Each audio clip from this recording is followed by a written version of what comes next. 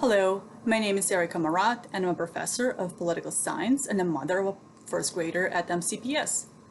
Like many educators across the nation, I've been frustrated with teaching online. My students are adults and capable of adjusting to online format, but I know that no matter how hard I try, even adult students are struggling to grasp all the content in my classes.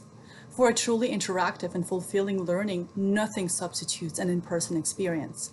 It's because of this realization I've been advocating within my workplace to safely reopen classrooms. And it puzzles me why other educators within MCPS aren't doing the same. Why the default position is to remain online without accommodating the most at-risk groups. Unlike adults, children are suffering in this environment. Like other parents, I can see how my first grader struggles with staying focused on his screen all day. As an educator, I call on all MCPS educators to prioritize your students, think creatively, and fulfill your mission as essential members of our community. As educators, we should be guided by the question, are we doing enough? Are we reasonable in how we assess risks of interacting with children and the risks of children not being in classrooms? As a parent, I assess risks to my child every day. Over the winter break, my son attended an indoor camp, and with all the mitigation procedures, he was able to enjoy his time with his peers. For a whole week, he came back home as a transformed, happy kid, and there were no reports of COVID spread in his facility. Dear BOE members, some of the discussions we're having today should have happened months ago. Of course, no one has a crystal ball, and of course, you have a hard task in front of you.